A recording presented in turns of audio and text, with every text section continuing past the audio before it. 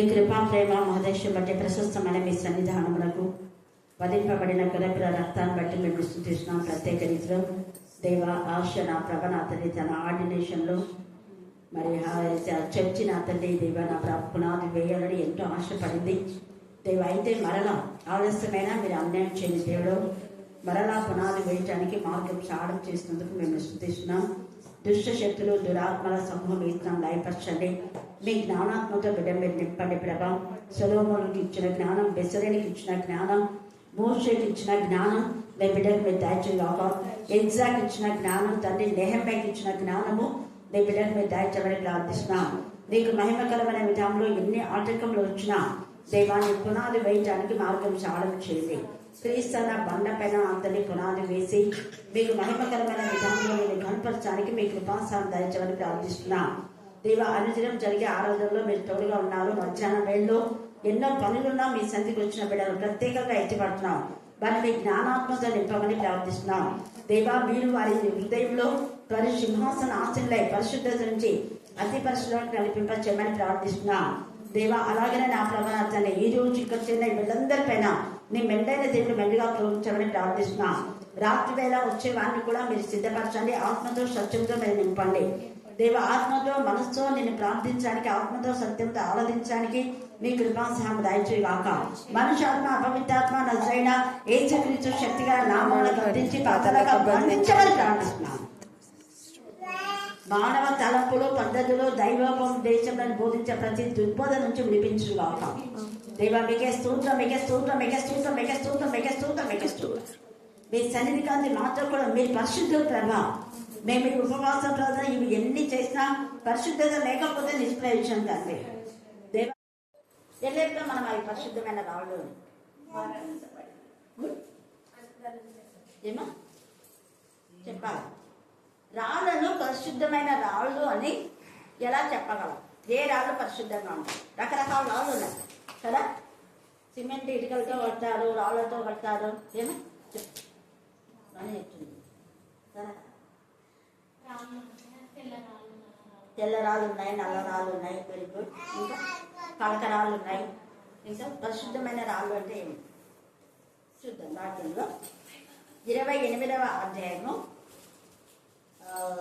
ఒక్క నిమిషం ముందు ద్వితీయోపదేశ కాండము 27.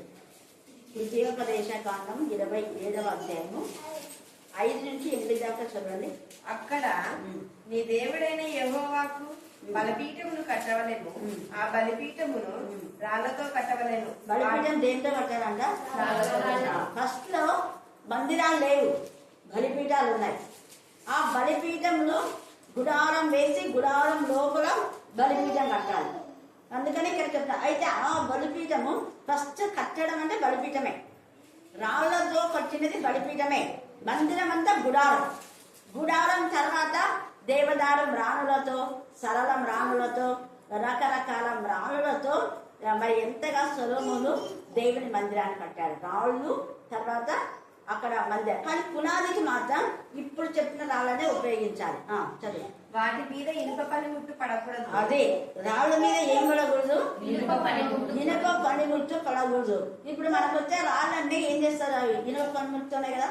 అంటే సుత్తతో, ఇనుప అంటే సుత్తతో పలగొడతారు, లేదన్నా డైనమైట్ పెట్టి పలగొడతారు కదా. కానీ ఇక్కడ అలాగే ఏమి చేయకూడదు. ఇనుప పనిముట్టు తగలని రాళ్ళు అంటే మరి ఏ రాళ్ళు చెప్పండి? ఇనుప పనిముట్టు తగలని రాళ్ళు కొంచెం ఆలోచించాలి. అది పునాది రాళ్ళు అంటే గుండం రావులో ఉంటాయి కదా, పునాదికి వేసేది అవే కదా మనం. అందుకే నేను ప్రతి ఒక్కరికి పునాది అంటే గుళ్ళు వేయండి అని చెప్తాను. ఇక్కడంతా గుళ్ళు వేయించినాను, గుళ్ళు వేయండి అని చెప్తాను. ఆ గుళ్ళకు ఇనుప పనిముట్టు తగలంది అంటే దేవుని మాట ద్వారా వారు సృష్టించారు. మానవుని చేతి సహాయం లేదు, మానవుని చేతి సహాయం లేని రాయి.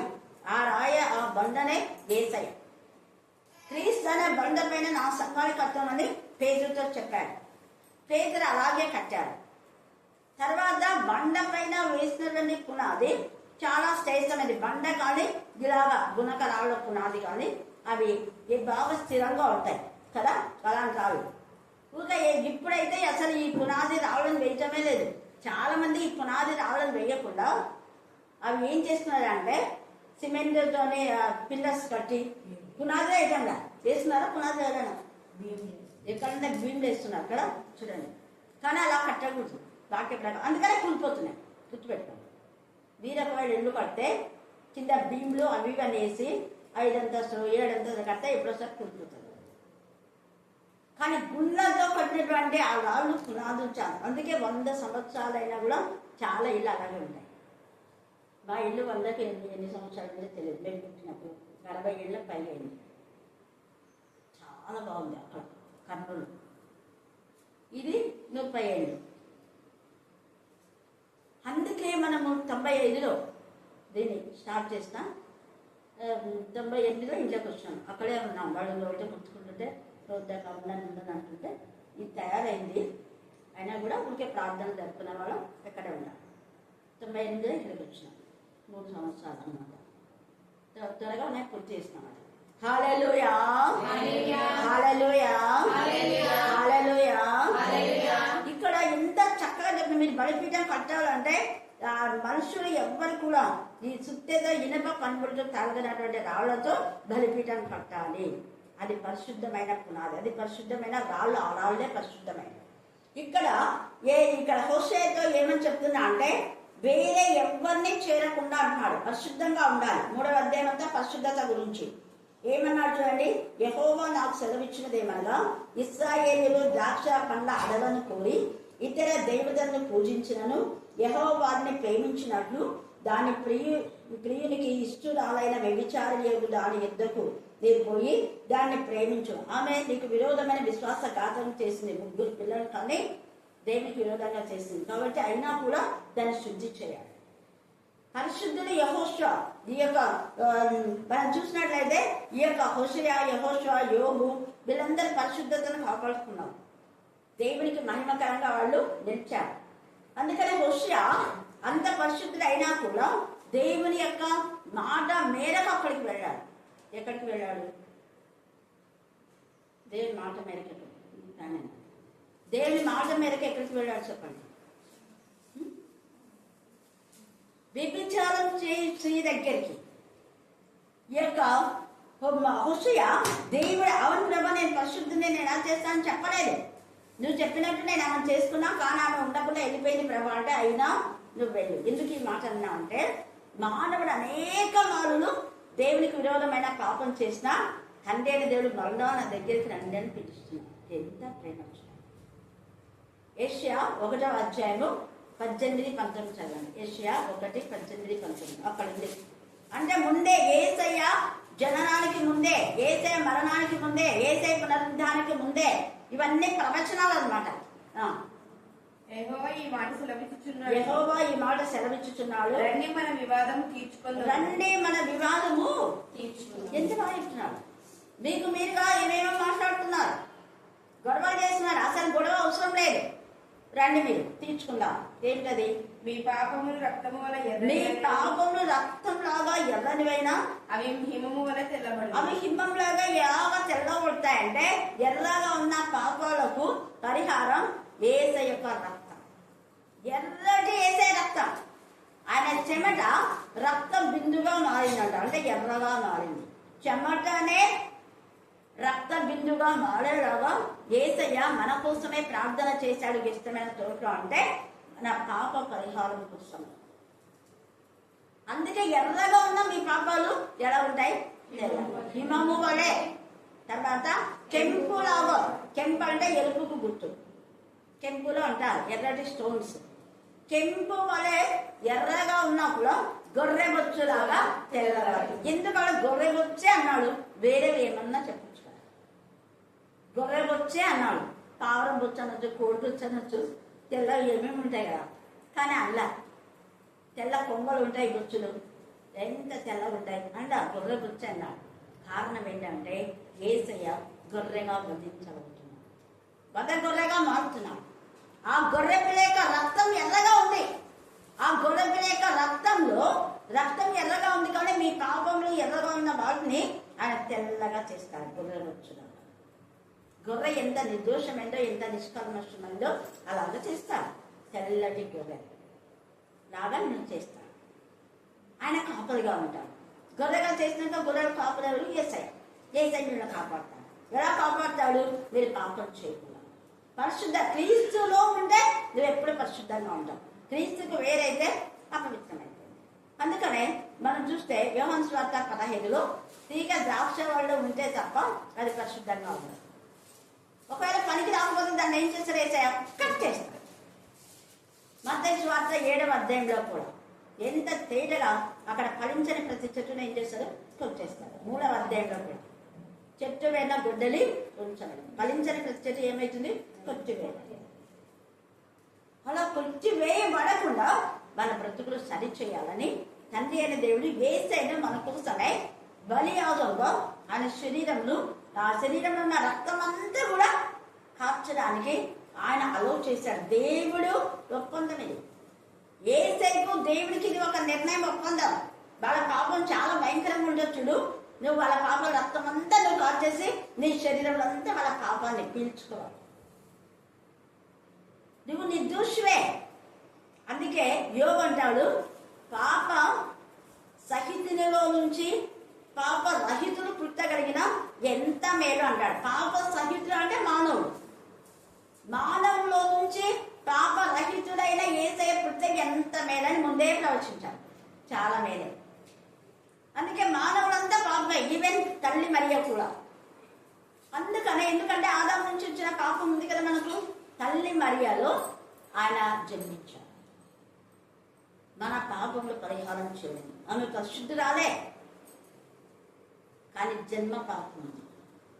శారీరకంగా ఆమె పరిశుద్ధురాలే. పరిశుద్ధమైన కన్యకను దేవుడు ఏర్పాటు చేసుకున్నాడు. ఇక్కడ హోషేయతో చెప్పింది కూడా అదే. వాళ్ళు పాపం చేసినా వాళ్ళు నేను పరిశుద్ధంగా ఉంటారు. ఇక అన్యుల దగ్గరికి వాళ్ళు వెళ్ళారు. అన్య దేవతలు వాళ్ళు ఆశ్రయించారు. అన్య మత ప్రకారము మూఢనమ్మకాల ఆచార్యులు గృహ దేవతలు ఎవరి దగ్గరికి విచారణ చేయరు. మనుషులను ఆశ్రయించారు. దేవతలు అనేబడే వాళ్ళ దగ్గరికి వాళ్ళు వెళ్ళిపోరు. రాజు దేవతల వైపు వాళ్ళ యొక్క ఆలోచన ఇవంతా ఉండదు. ఎంత తేలిగా మాట్లాడుతుంది తండ్రి అయిన దేవుడు. అందుకనే ఇక్కడ ఏమంటున్నారు చూడండి, ఎన్ని రోజులు వీళ్ళని పరిశుద్ధపరిచిన తర్వాత ఆమెతో వెండి, తర్వాత ఏదుము ఎవలను, పందుము ఏదుము అని ఉంటాయి కదా, అవి కొలత అనమాట. ఏదుము ఎవలు తీసుకొని దాన్ని కొని ఆమెతో ఇట్లా అందిని, చాలా దినంలో నా పక్షంలో నిలిచి ఉంది, ఏ పురుషుని కూడకి వ్యభిచారం చేపి ఉండవలను. నీ ఎలాగ నేను అలాగునా ముందుకు నేను కూడా నేను పరిశుద్ధంగా కావటం పరిశుద్ధంగా ఉండమని చెప్తాను. నేను పరిశుద్ధంగా ఉన్నా, నువ్వు కూడా అలాగే ఉండాలి. అలాగనే ఇశ్రాయేలు చాలా సంవత్సరాలు పరిశుద్ధంగా ఉన్నారు. చాలా సంవత్సరాలు పరిశుద్ధంగా ఉండి మళ్ళీ ఏమంటున్నా అంటే దేవునికి విరోధమైన పాపం చేసినప్పుడు వాళ్ళు ఎవరి దగ్గరికి వస్తారంట? తిరిగి వచ్చి తమ దేవుడైన యెహోవా యుద్ధను తమ రాజైన దావీదు యుద్ధను విచారణ చేయదు. మరి దావీదు ఎప్పుడో చనిపోయినాడు. మొదటి దినవృత్తాంతం, 2వ దినవృత్తం, మొదటి సంఖ్యలు, 2వ సమయాలు, మొదటి రాజు, 2వ రాజులు అయిపోయాయి. దావీదు ఇక్కడ వచ్చింది మళ్ళీ దావీదు. మళ్ళీ యెషై ముద్దు నుంచి చిగురు పెట్టింది. ఆయన మళ్ళీ ఎవరు ముద్దున్నాడు? ముద్దే. ఆ వంశం అలాగే వచ్చింది. దావీదునకు ఒక దీపం ఉండగా మానను నేను ఖచ్చితంగా ఒక దీపాన్ని పెద్ద, ఆ దీపమై వేస్తాను. ఆయన మండుచు ప్రకాశించు దీపమై ఉండేది. ఆయన మండుతాడు, ప్రకాశిస్తాడు, మండిస్తాడు. ఆయన వెలుగుతాడు, వెలిగిస్తాడు, వెలిగింప చేస్తాడు. దేవుని పిల్లలు కూడా అలాగే ఉన్నారు. ఈ హోషేయ అంత పరిశుద్ధంగా ఉన్నారు. యేసయ్య యొక్క పరిశుద్ధతలో స్వతంత్రించుకున్నారు. యోసేపు పరిశుద్ధంగా ఉన్నాడు. యోబు పరిశుద్ధంగా ఉన్నాడు. తమ పవిత్రతను కాపాడుకున్నాడు. దావీదు కూడా ఒక్కసారే తర్వాత వృద్ధాప్యం వయసులో చక్కని చిన్నదాన్ని పెళ్లి చేస్తే కూడా ఆమె కుమార్తెలాగా పరిశుద్ధతను స్వతంత్రించుకున్నాడు. పరిశుద్ధతతో ఆయన మరణం పొందాడు. హల్లెలూయా, హల్లెలూయా, హల్లెలూయా. అందుకనే వీరు కూడా చాలా మంది అలాగనే ఉంటారంటే ఇది ఎప్పుడు జరుగుతుంది? ఇలాగా ఏ దేవతల గృహ దేవతలంగానే ఉంచుకొనక ఇశ్రాయేలు తిరిగి వచ్చి తమ దేవుడైన యెహోవా యొద్ద తమ రాజైన దావీదు వద్ద విచారణ చేయడం. అంటే ఆ రాజే దావీదు కుమారుడు. ఆ రాజే రాజులకు రాజు. ఆ రాజే శత్రు గుండెలో ఈటను దించే దేవుడు. వాళ్ళ తలను పగలగొట్టే దేవుడు, సాతాను తల చిన్నగొట్టే దేవుడు ఆ రాసే. దేవునికి విరోధమైన విధానంలో తప్పు చేస్తే దేవుడు ఊరుకోడు, క్షమించాడు కాబట్టి క్షమించాడు. అందుకనే ఇక్కడ యేసయ్య యొక్క జనన మరణ పునరుద్ధానాలు మనం జ్ఞాపకం చేసుకోవాలి. ప్రతిరోజు 50 రోజులు, 40 రోజులు, 100 రోజులు కొంతమంది పెట్టుకుంటారు. ఆ దినాల్లో మాత్రమే కాదు, ప్రతిరోజు ఆయన జననంలో ఆశ్చర్యం అద్భుతం జరిగింది, ఆయన మరణంలో ఆశ్చర్యం అద్భుతం జరిగింది, ఆయన రాకల్లో కూడా ముందే చెప్పాడు. భూకంపాలు వస్తాయి నా రాకల్లో చెప్పాడా, యుద్ధాలు వస్తాయన్నాడా, తల్లికి కూతురు పడదన్నాడా, అత్త కూడా పడదు, అన్నదమ్ములకు పడదు, నేను సమాధానం సమాధానం అని అన్నారు. నేను సమాధానకర్తనే. అలాగనే దేవునికి విరోధంగా ఉంటే వాళ్లకు ఏం చేస్తా, ఒక్క ఇంటి వానికే నేను విరోధం కలుగ చేస్తాను. అగ్ని వేయవచ్చుది నేను. కుటుంబాలలో అగ్ని మండుతుంటాయి, వాళ్ళ హృదయాలు మండుతుంటాయి. పాపం అనే అగ్ని, కోపం అనే అగ్ని, అసహ్యం అనే అగ్ని, అబద్ధం అనే అగ్ని మండుతూ ఉంటుంది. అబద్ధం రెండు అబద్ధాలు, అబద్ధంగా రాసుకుంటూ అబద్ధాలు కట్టారు. ఒక్కొక్కటి ఒక పెద్ద రాసుకుని వాళ్ళ బతుకులే నాశనం. అబద్ధాలు ఆడితే వాళ్ళే నాశనం తెచ్చుకుంటారు. అందుకని ఇక్కడ ఇంకా చెప్తాను, పరిశుద్ధంగానే ఉండాలి. సంఘం పరిశుద్ధంగా ఉండాలి. దేవునికి విరోధమైన అనేకమైన వ్యక్తులు పరిశుద్ధతగా ఉండి పరిశుద్ధమైన రాళ్ళుగా చేయబడి పరిశుద్ధమైన సంఘంగా కూడాలి. అది దేవుని ఇష్టం. వీరి పరిశుద్ధమైన సంఘంగా 7వ దినం పాత నిబంధనలో 7వ దినం దేవునికి ఇష్టమైన దినం, అది పరిశుద్ధమైన దినం. ఆ రోజు మీరు పరిశుద్ధమైన సంఘంగా కూడాలి. 2 లేక 3 ఎక్కడ ఉంటారో అక్కడ నేను ఉంటా అన్నాడు. పరిశుద్ధమైన సంఘంగా కూడా మీరు పరిశుద్ధంగా ఉండాలి. పరిశుద్ధంగా లేకుండా సంఘంలో పుడితే సంఘం అపవిత్రమైంది. మందిరాలు పాల్గొనడానికి కారణం మీ అవిధేయత, మీ అపవిత్రత, మీ వ్యభిచారం, మీ దొంగతనం, మీ హత్య, మీ ఆత్మహత్య ప్రయత్నాలు, అవ్యభ్యాస, మానసిక వేదన, అతిచాంచలం, చేతిపడి శుద్ధ శక్తులు, లోక మర్యాద ఇవన్నీ చేస్తూ వాళ్ళ వాక్యం చెప్తారు, ప్రార్థన చేస్తారు, పాడతారు. ఇవి దేవునికి నచ్చం. అందుకనే ఉగ్రత, సంఘాల పైన ఉగ్రత, కాపలమైన ఉగ్రత, సంఘంలో అజమాయిషం చేసే వాళ్ళపైన ఉగ్రత, ఇప్పుడు అధికారుల పైన ఉగ్రత. సమయం చనిపోయినాడు కదా అధికారి, భయంకరమైన ద్రోహి, దేవునికి విరోధులని ఎంతో కాలం సహించాడు. వాళ్ళ పాపం పండింది అంటారు కదా మీరు, సేమ్ ఇప్పుడు పాపం పండినప్పుడు శిక్ష వస్తుంది. పాపం పండినంత వరకు విర్రవీగుతుంటారు. నాదే పెత్తనం, నాదే చలానం అని ఎక్కడ చూడు సంఘాల్లో, ఇళ్లలో, వీధులలో, దేశంలో, పట్టణాల్లో విర్రవీగుతూ ఉంటారు. ప్రతి దాంట్లో ఈ యొక్క ఏమైనా పొదుపు లక్ష్యం ఏమైనా వస్తే కొంచెం బలగం ఉందంటే వాళ్ళదే పెడతాను, వాళ్ళకే ముందు, మిగతా వాళ్ళకంతా ఎప్పుడు.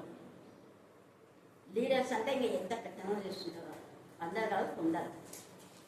ఇంత లీడర్ అయితేనే మళ్ళీ పెద్ద వాళ్ళ డబ్బు కాదు, గవర్నమెంట్ పెట్టే డబ్బుకు ఇవ్వడానికి ఎంత వివరిస్తున్నారో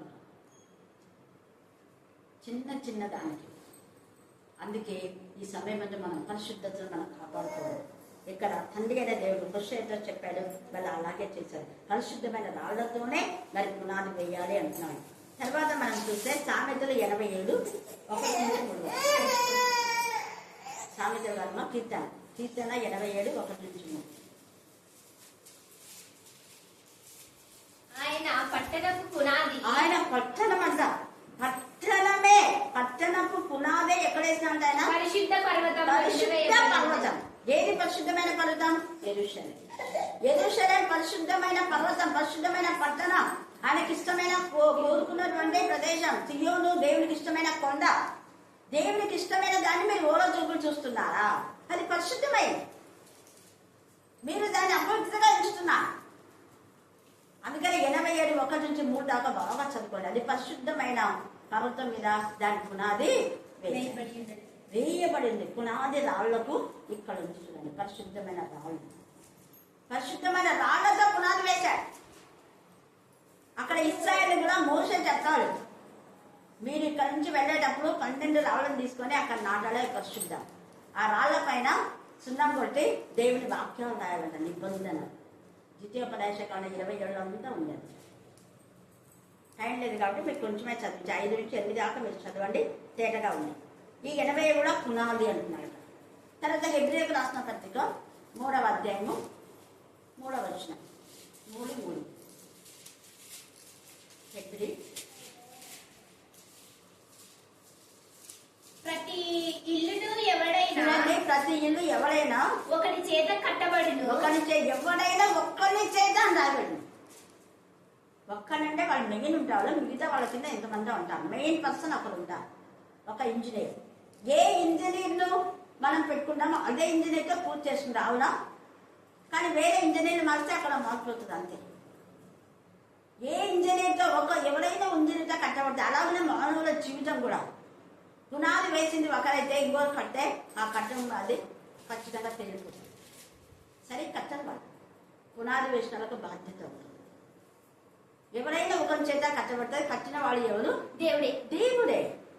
దేవుడు చేత కట్టబడే వాళ్ళు ఒకరికొకరు సమర్పించుకొని కట్టుకుంటారు. మనమంతా కలిసి మంచి పునాది కలిసి ఒక్కొక్కరే చేయరు. నేనే వాక్యం చెప్పాలా అనేది కలిసి చేసే పని కానే కాదు. నేనే ప్రార్థన చేశానంటే కలిసి చేసే పని కాదు. ఇది అపోస్తలులు ఎంత చక్కగా ఎవరికి వారు షేర్ చేసుకుంటున్నారు. ఇద్దరు ఒక చోట వాక్యం చెప్తే ఇంకొక ఇద్దరు ఇంకొక చోట దేవుని మహిమపరుస్తున్నారు, గణపరుస్తున్నారు. అందుకే మనమే ఆయన ఇల్లు. పరిశుద్ధమైన బిడ్డలుగా ఉంటే మనమే ఆయన ఇల్లు. ఆయన పరిశుద్ధ హృదయాలలో నివాసం చేస్తారు. పరిశుద్ధమైన హృదయాలు కట్టుకుంటాడు ఆయన వాక్యం. వాక్యమనే రాళ్ళ వలన సజీవమైన రాళ్ళు ఈ వాక్యం. సజీవమైన రాళ్ళ వలన మనం కట్టబడే వారంగా ఉన్నాం. మనం కట్టిన వాడు దేవుడే. దేవుడు అంటే వాక్యం. వాక్యంతో మన జీవితాలకు మంచి పునాది వేసుకొని కట్టుకుంటే అవి వంకటింగాలు కాకుండా 1000 సంవత్సరాలు కదా మనం చచ్చే వరకు స్థిరంగా ఉండి చచ్చిన తర్వాత కూడా మళ్ళీ దేవుడి సన్నిధిలో ఉంటాం. హల్లెలూయా, హల్లెలూయా, హల్లెలూయా, హల్లెలూయా, హల్లెలూయా. మన యొక్క జీవితం, మన హృదయమైన మందిరం దేవుని చేతిలో పెట్టినప్పుడు దేవుడు ఇంకా దాన్ని రీమోడల్ చేస్తారు. మనం చనిపోయి తిరిగి లేచినాక దాన్ని ఎంత అలంకరణ చేస్తారో. అనేకమైన కిరీటాలు మనకు, రక్షణ వస్త్రం, శుద్ధి వస్త్రం, మహిమ వస్త్రం, ధవళ వస్త్రం, ఆనంద వస్త్రం, సంతోష వస్త్రాలతో నింపుతారు. యాజకుని కూడా ప్రతిష్ఠితమైన వస్త్రాలే. ఏవంటే ఏ వస్త్రాలు వాళ్ళకి వేయకూడదు. దేవుడు నిర్ణయించిన వస్త్రాలే వాడు యాజకులు వేసుకోవాలి. అదంతా కూడా తేటగా బెసలేలు జ్ఞానాత్మతో నింపిన వ్యక్తే బలిపీఠాన్ని తయారు చేయాలి. ఎవరు పడితే వాళ్ళు కాదు. కరుణాపీఠం కట్టడానికి బెసలేలు జ్ఞానాత్మతో నింపబడతారు. అందుకే నిర్గమంలో 25, 27, 31, 32, 35 ఇవన్నీ చదివితే అక్కడ ఎంత తేటగా బెసలేలును దేవుడు వాడుతున్నాం. బెసలేలు జ్ఞానాత్మతో మంచి పునాది వేస్తారు. అందుకని జ్ఞానాత్మ కలవాళ్ళనే దేవుడు ఏర్పాటు చేస్తారు. మరి జ్ఞానాత్మ కలవాళ్ళే కాపరిగా ఉంటే అది మంచిగా కట్టబడుతుంది, మంచిగా తయారవుతుంది. లోక సంబంధమైన జ్ఞానంలో ఉండేవాళ్ళు కాపరులు అయితే అయితే ఆ సంఘము పాడైపోతుంది. ఆత్మలు ఎదగవు. అటు ఇటు అనుకుంటారు. ఈడ మేలు పొందుకుంటారు, మళ్ళీ ఎక్కడెక్కడో తిరుగుతుంటారు. ఇందాక శావులను ప్రార్థన చేసింది. కరుణాపీఠంలో ఎన్ని మేలు పొందుకొని మళ్ళీ వాళ్ళు పోతున్నారు. ఎందుకు? తిండికి వస్తారు. ఆడైతే రోజు తిండి పెడతారు, ఏ చెప్పకుండా పెడతారు. ఎప్పుడు పెట్టేది తెలియదు, ఎప్పుడు ఏమి ఇచ్చేది కూడా తెలియదు. హల్లెలూయా. అంటే నిజంగా వాక్యం వినే వాళ్ళు వీళ్ళు నిజమైన రాళ్ళు. దేవుని వాక్యం కోసం వచ్చే వాళ్ళు ఎవరంటే అక్కడ బయటపడుతుంది. సజీవమైన రాళ్ళు, నిజమైన రాళ్ళు, పరిశుద్ధమైన రాళ్ళు, చెడిపోవాలి, చెడని రాళ్ళు. ఇంకొకటి, మనిషి చేత అది మలచనిది అనే మాట అర్థం ఏంటంటే ఎవరో పిలిస్తే వచ్చేవాళ్ళు కాదు. వీళ్ళంతా పరిశుద్ధాత్మ ప్రేరణతో వచ్చేవాళ్ళు. దేవుని ఆత్మ ప్రేరణ, దేవుని చేత నడిపించమన్న వాళ్ళు చెక్కు చేయాలి. ఎన్నున్నా ఇక్కడికి వస్తారు. ఏమిచ్చినా ఏమి ఇవ్వకపోయినా తేజగా పరిశుద్ధాత్మ దేవుడు మనతో మాట్లాడుతున్నాం. అందుకే రాసైన దావి అంటే యేసు ప్రభు దగ్గర వారు విచారణ చేస్తారు. అంటే 12 గోత్రాల వాళ్ళు కూడా రక్షణ పొందాల్సిందే. యూదుల నుంచి రక్షణ అంటే యేసయ్య ద్వారానే రక్షణ, యేసయ్య రక్తంలోనే రక్షణ, యేసయ్య నామంలో ప్రార్థన చేసి వాళ్ళు రక్షణ పొంది క్రీస్తుతో బంధం కలిగి ఉండాలి. క్రీస్తు రక్త బంధంలో వాళ్ళు కలిగి ఉండాలి. అందుకనే ఇలాగా అంతమంది అంటే ఇప్పుడు అంతమంది చాలా మంది భయము భక్తి కలిగి యెహోవా అనుగ్రహం నుండుటకై ఆయన యుద్ధకు వస్తుంది. అందుకే చాలా మంది ఒకప్పుడు 50 ఏళ్ల క్రితము సంఘంలో 50 మంది 100 మంది ఉండేవాళ్ళు. ఇప్పుడు 3000 ఇంకెక్కడైనా ఉంటారు కదా 3000. హల్లెలూయా హల్లెలూయా. ఇప్పుడు వేలల్లో దేవునికి స్తోత్రం. అందుకనే దేవుడి మంత్రం ఆ దేవుని యొక్క ఈ యొక్క ఇస్రాయేల్ అందరూ మారుతున్నారు కాబట్టి, అంటే మన మిషనరీస్ అంతా కూడా ఆ 12 గోత్రాల్లో ఏదో ఒక గోత్రాలకు చెందిన వాళ్ళు కాబట్టి ఇక్కడికి వచ్చి గూడూరులో, ఆత్మకూరులో, తర్వాత గార్గేపురంలో, ఇంకా ఆనందాపురంలో కదా, తెర్నికల్లో, ఇక్కడంతా కూడా వాళ్ళు రాకుల్ church, Coles church, Gibson church కదా, ఎంత బాగా ఎమిలీ కోల్స్ ఎప్పుడు మర్చిపోకూడదు వాళ్ళ కోల్స్ దొరగాలు. ఎమిలీ కోల్స్ చిన్నపిల్లలు అంటే ఇష్టం. ఈసెన్ స్కూల్ కట్టినారు. అదే ఈసెన్ అంటే ఎమిలీ కోల్స్ అనమాట. ECM Emily Coles memorial church, Coles memorial church. Coles దొరగాలు జ్ఞాపకార్థం, మెమోరియల్ అంటే జ్ఞాపకార్థం. గిప్సన్ చర్చ్ అంటే మెమరీ లేదు కానీ ఊరికే గిప్సన్ చర్చ్ అనేది. గిప్సన్ పౌడర్ అనేది రాకుల్ చర్చ్ చూడండి. అందుకనే ఏబీ అంటే అమెరికా బాప్టిస్ట్ మిషనరీస్ వచ్చి మనకు ఇది చేశారు అని. వాళ్ళు ఎంత ఇంకా పొలాలు ఇస్తే ఆ పొలాన్ని వీలు పెడుతున్నారు. దేవుడు ఊరుకోడు, క్షమించండి. దేవుని స్వాస్థ్యం అదే. మీ చేనులు వీలు పెట్టుకోగానే ఆ పొలం సాగు చేస్తే దేవుడు మంచి పంట ఇస్తాడు. కానీ వాళ్ళకి అది తెలియటంలా. ఎవరో ఇచ్చింది మాకేంటే దాంతోనే తల్లిదండ్రులు ఇచ్చిందని దాన్ని వీలు పడిస్తున్నారు. అందుకని కుటుంబాలు ఎవరెవరైతే మిషనరీస్ పొలాలు ఉన్నాయో వాళ్ళందరికీ అప్పులు ఉన్నాయి. కావాలంటే మీరు వెరిఫై చూసుకోండి. మీరు అప్పులు వెనక అప్పులు. ఎందుకు అప్పులు అంటే శాపం. శపితమైన వాళ్ళగా ఎందుకు మారారు అంటే ఆ పొలాలన్నిటి వల్ల గర్వంగా చెప్పుకుంటాం. మనము పొలాలు అమ్ముకోలేదు, అమ్ముకోకుండా బీడు పెట్టమన్నారు. అమ్ముకుంటేనన్నా అవి వాడబడతాయి. అన్నిలో కాకుండా మన వాళ్ళకు అమ్మినా కూడా ఎవరో ఒకరు సాగు చేస్తారు. అట్లా అమ్మక బీడు పెట్టమని దేవుడు చెప్పినాడా? దేవునికి మహిమకరంగా మనం ఉండాలి. ఏది దేవుడు ఇస్తే అది మన దానికంటే ఎక్కువగా ఇచ్చాలి. అప్పుడు దేవుడు ఆశీర్వదిస్తున్నాడు. చాలా మంది ఆ యొక్క అంటే మిషనరీస్ భూములు అమ్ముకున్నారు. వాళ్ళు ఎవరు బాగుపడాలి, మళ్ళీ ఎక్కువ. కానీ అలా అమ్మని వాళ్ళ పిల్లలు దేవుడు మంచిగా ప్రయత్నిస్తాడు. హల్లెలూయా హల్లెలూయా హల్లెలూయా. అందుకనే దేవునికి ఇష్టంగా మనం ఉండాలి. ఇక్కడ ఎంత చక్కగా చెప్పాడు. అక్కడ పట్టణ పునాది పరిశుద్ధ పర్వతం మీద వేయబడింది. మా ఊటలన్నీ ఏందే ఉన్నాయని యేసయ్య దగ్గరికి వస్తారు. పరిశుద్ధ కోరహు వాళ్ళు రాస్తున్నారు. అది కోరహు కీర్తన. కోరహు వాళ్ళు పశ్చాత్తాపడి హృదయంలో వాళ్ళ నాన్న చెడ్డ తలంపు ఉంది. అందుకనే వీళ్ళు పరిశుద్ధంగా గీతం రాస్తారు. కోరహు వాళ్ళు తప్పు ఒప్పుకొని బలిపీఠాన్ని పట్టుకొని క్షమాపణ కోరుకొని వాళ్ళ జీవితాలు పరిశుద్ధంగా మార్చుకున్నారు. అందుకే కీర్తన రాస్తారు. కోరహు కీర్తన. దేవా మీరు పరిశుద్ధులు, మా హృదయంలో చెడ్డ ఆలోచన ఉండకూడదు. నేనే వాళ్ళెందుకు వాక్యం చెప్తున్నా మేం చెప్పాలి అన్న చెడ్డ ఆలోచన ఉండకూడదు ప్రభువా. దేవుడు ఎవరికి ఏది నిర్ణయిస్తే అదే చేయాలి. లేవీలకు నిర్ణయిస్తే లేవీలే చేస్తారు. మళ్ళీ మేమెందుకు చేయకూడదు అంటే నీకు అహంభావం, గర్వం. నీకు ఇచ్చిన పని నువ్వు చేసుకోవాలి. చాలా సంఘాల్లో పాస్టర్ల పని ఆదివారం ఇంటికి గృహ దర్శించడం, ఇవే వాళ్ళ పనులు. మధ్యలో దూరినారంటే వాళ్ళని ఏమంటారు? అధిక ప్రసంగి అంటారు. చేస్తారు. వాళ్ళకి ఇళ్ళకి మస్తు ఉంది పని. ఇంటింటా తిరగాలి. అపోస్తల బోధ అదే. ప్రతి ఇంటికి వెళ్ళి రోజు కొన్ని ఇళ్ళు తీసుకొని ఆ ఇంట్లో ఉన్నటువంటి దుష్టులను, దుర్మార్గులను, వ్యభిచారులను, దొంగలను మార్చాలి. వాళ్ళ పని అది. చేయవలసిన పని చేయకూడని పని చేస్తే అందుకే దేవుడి యొక్క ఉగ్రత హఠాత్తుగా వస్తుంది. ఎప్పుడైనా ఈ పాపలకు తుమ్మ ఎందుకంటే అందుకే నెమ్మది ఉండదు, సమాధానం ఉండదు. దేవుడు చెప్పిన పని చెయ్యదు. మిగతా రోజులలో యూత్ మీటింగ్స్, సీల మీటింగ్ జరుపుకుంటారు. సండే స్కూల్ జరుపుకుంటారు. ఇంకా ఆయాల వెంట చర్చి ప్రోగ్రామ్స్ ఉంటాయి. పురుషుల కూడిక కూడా ఉంది. సీల కూడిక లాగానే పురుషుల కూడిక ఉంది. సంఘం అంతా కలిసి ఒకరోజు కూడుకుంటారు. క్వైర్ ప్రాక్టీస్ శుక్రవారం రోజు సంఘం అంతా. లాగా ఉంటాయి.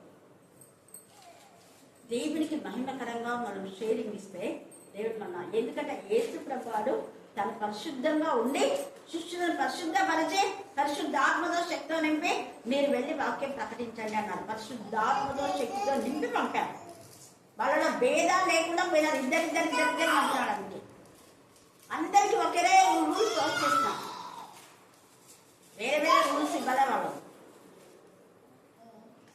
వాళ్ళు అలాగే వచ్చారు. అద్భుతాలు చేశారు.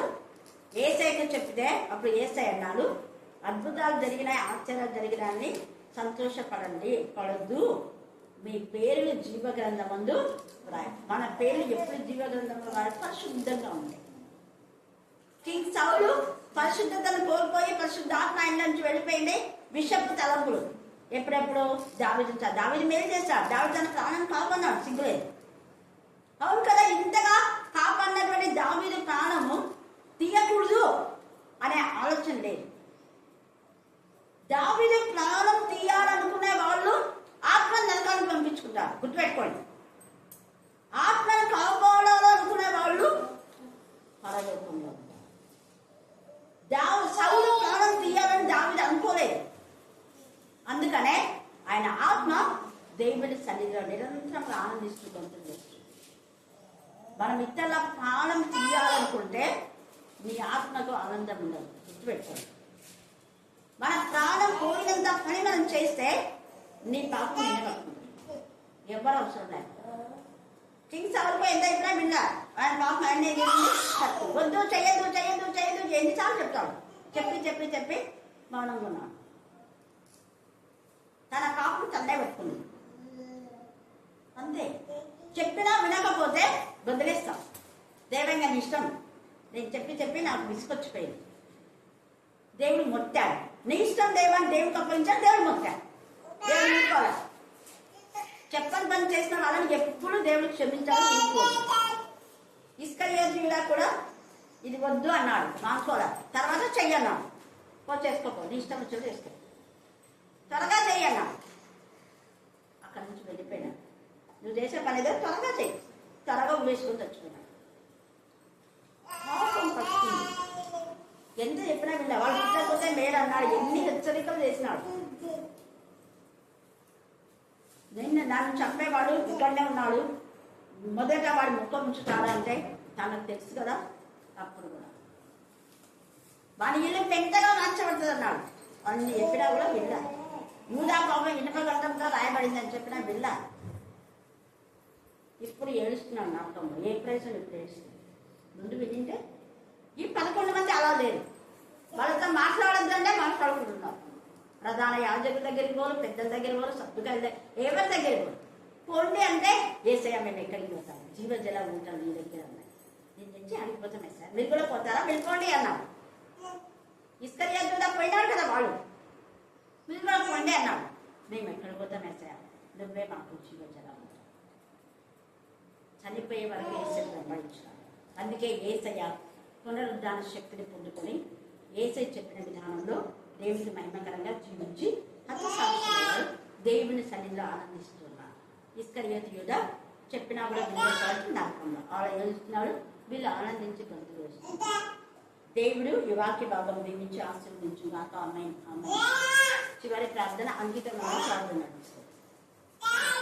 అక్కడ నుంచి